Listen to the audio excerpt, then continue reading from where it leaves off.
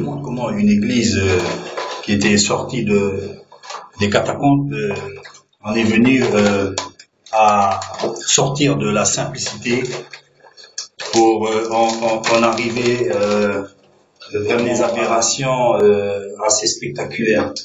Pourrions-nous sortir des catacombes pour se rassembler avec les grands chefs de ce monde? C'est dans 177 qu'on fit mention des premiers martyrs chrétiens gaulois dans la ville de Lyon. Plus tard, sous l'impulsion de Clovis, le royaume de France se tourna vers le catholicisme du fait de son amour avec Clotilde, la catholique. L'empereur Constantin Clovis, en 511, convoque le concile d'Orléans qui codifie le rapport entre le roi et l'Église. Il faut se rappeler qu'une centaine d'évêques ont été nommés personnellement par Clovis. En contrepartie, le clergé recevra d'immenses territoires qui seront tout de suite attitrés à l'affermage, ce qui sera une source de revenus non négligeable. Ainsi, l'indulgence et aussi les héritages de bien des personnes que l'Église se sera occupée constitueront une fortune immense qui sera destinée plus tard à l'édification des cathédrales. Les sources des revenus de tous ces évêques qui vivaient dans le luxe, des prélats, donc il y avait l'affermage, la collecte des indulgences, on en parle, des dons, évidemment, et la tournée des reliques. Donc, voyons, on disait que voilà, c'est un morceau de la Sainte Croix, etc. Donc, il faisait la tournée des reliques, évidemment, moyennant finance. Et des fois, ça posait des problèmes parce que un évêché empiétant sur un autre évêché, donc la tournée des reliques pouvait devenir problématique. Donc, c'est là qu'intervenaient justement les rois pour calmer toutes ces véhémences là. Donc il y avait l'aide aux personnes âgées, là c'est là ce qu'on reconnaît encore bien l'esprit catholique jusqu'à nos jours encore, c'est qu'il y avait l'aide aux personnes âgées. On peut se demander si c'était de manière désintéressée parce que bien souvent il y avait les testaments, donc les personnes mouraient et donc léguées évidemment aux bienfaiteurs, c'était de manière volontaire, vu ce qu'on avait vu avec les indulgences. On devait penser aussi que dire bon, qu'on va s'occuper de vous, vous inquiétez pas, vous avez plus qu'à signer un testament. On peut supposer plusieurs autres choses, évidemment. Mais on peut y penser ça parce qu'il y avait même aussi la taxe sur les productions sur le diocèse. Bon, il suffit qu'il y avait des bourgeois dans le diocèse qui faisaient de la menuiserie ou des ventes d'étoffes, etc. Comme vous êtes sur notre diocèse qui avait été décerné par les rois. Donc, ils percevaient une taxe sur les produits. Donc, tout commerce lucratif. Donc, on était encore loin des églises de maison. Il y avait même des prises d'intérêt. Donc, ce qui fit la révolte de bien des bourgeois. Donc, le clergé se permet de prendre des intérêts sur l'argent qu'ils prêtaient. Évidemment, ils étaient devenus très riches.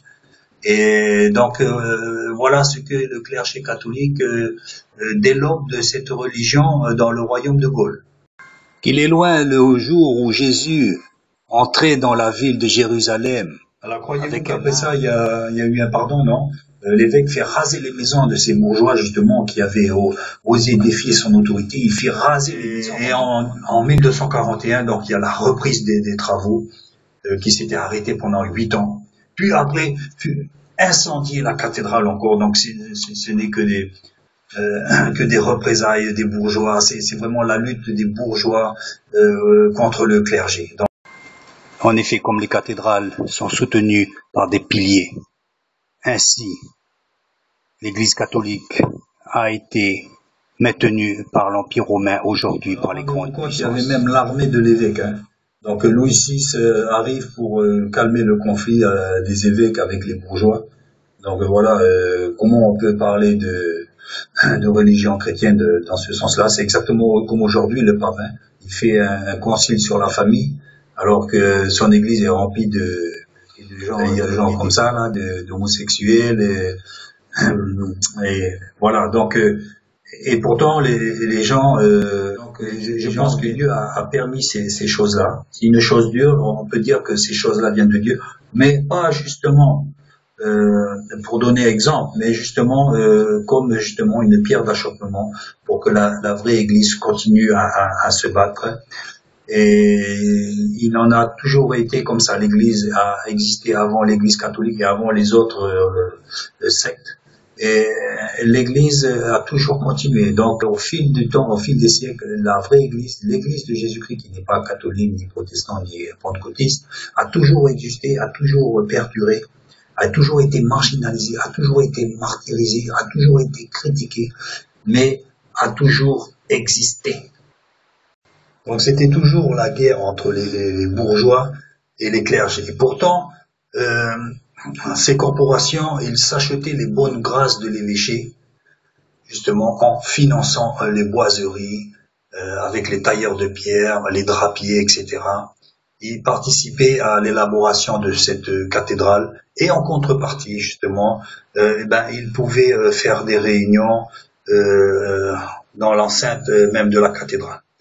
Même ce qu'on appelle aujourd'hui le maire faisait les réunions dans la cathédrale. Il n'y avait pas encore de mairie, donc l'ancêtre de la mairie, si on peut dire aussi, c'était la cathédrale. Donc on pouvait venir manger, on peut venir boire, faire des réunions, on pouvait même venir là-bas avec son chien.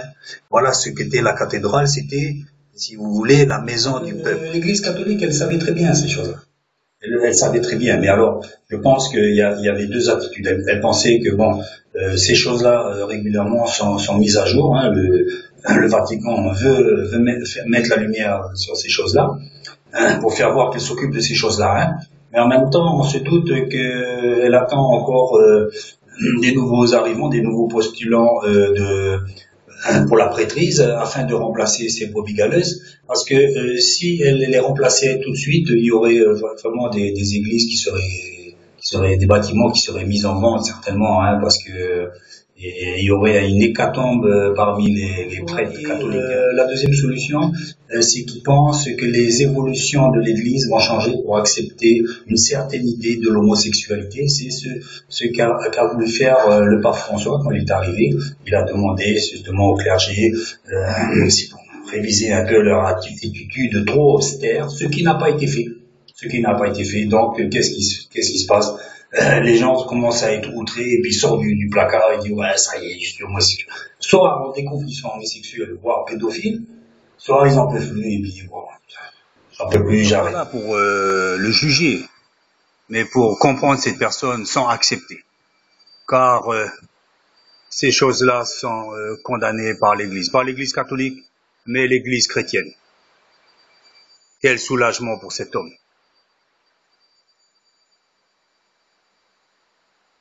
Que celui qui se purifie encore plus, et celui qui se souille encore plus.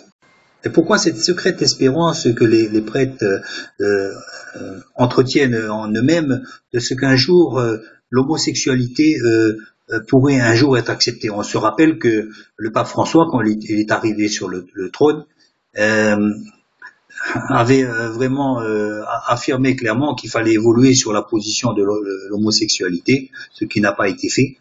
Donc on voit qu'une partie justement du clergé serait favorable à l'évolution de la doctrine catholique. Et pourquoi? Eh bien, évidemment, tous ceux qui rentrent dans les ordres catholiques n'ont pas la doctrine biblique en tête, hein. Et la profession de foi qu'ils font, c'est la profession de foi de Nicée, hein. Donc je crois en une église apostolique et catholique, hein, dans le sens universel, mais eux, ils le pensent dans le sens des dogmes catholiques. Je rappelle que tous les dogmes qui ont été faits depuis le temps, tous les conciles n'ont fait que s'éloigner de la doctrine biblique. Donc alors on le voit avec Marie comédiatrice, anti-biblique, le pape très Saint-Père, anti-biblique, le pape infaillible, anti-biblique, puisqu'il s'est déjà renié lui-même. Donc on voit, mais on est droit dans ses bottes et on continue. Évidemment, ce qu'on appelle le Saint-Siège est démasqué. Tout le monde sait très bien, depuis trop longtemps,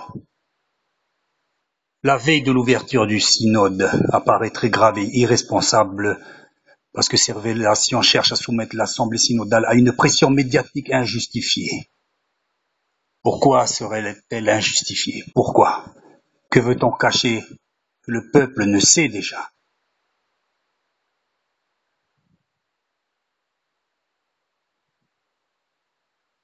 Évidemment, on continue à rigoler. La messe est dite depuis longtemps et l'Église catholique implantée mondialement.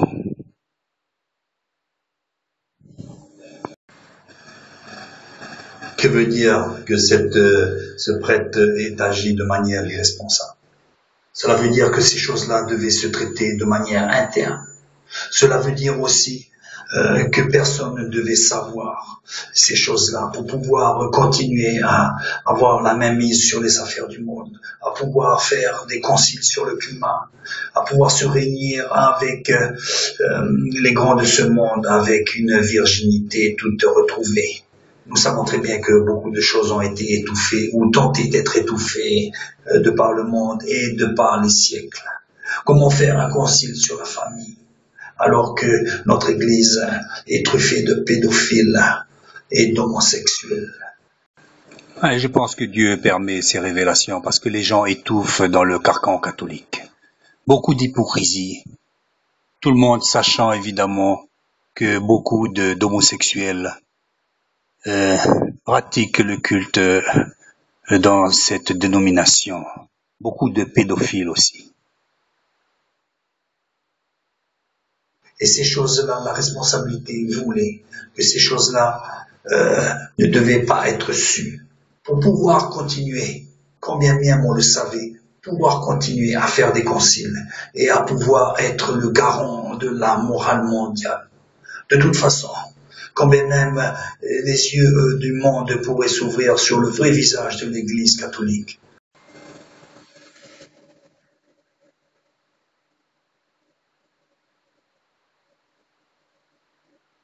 C'est ainsi qu'aujourd'hui, le pape n'a plus besoin de personne pour asseoir son pouvoir. Aujourd'hui, on voit très bien que le choix du mot catholique est d'une judicieuse actualité, puisque maintenant l'Église catholique se veut être un leader dans l'œcuménisme pour pouvoir être de ce fait être un leader dans la pensée de ce qu'est la religion mondiale. Le pape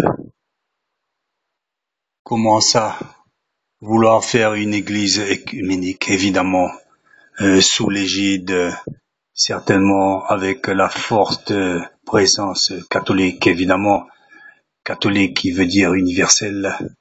Donc, évidemment, quand le catholicisme sera détruit par les affaires, on ne pourra alors pas le rattraper puisque cette église se sera transformée en œcuménisme.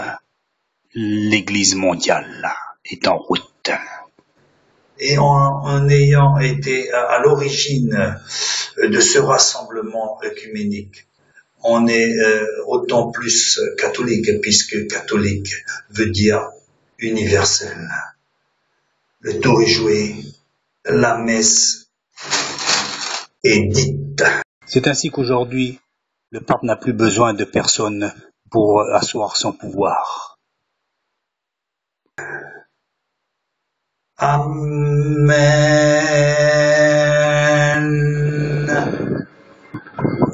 La cathédrale Saint-Joseph de Nouméa. Alors voilà des exemples d'aberrations que l'on peut trouver chez les catholiques.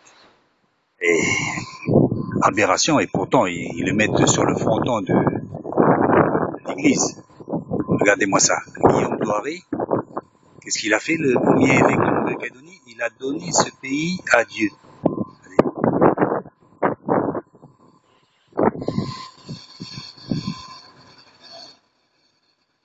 Voilà. On donne les choses qui nous appartiennent pas, mais voilà. Il a donné à Dieu.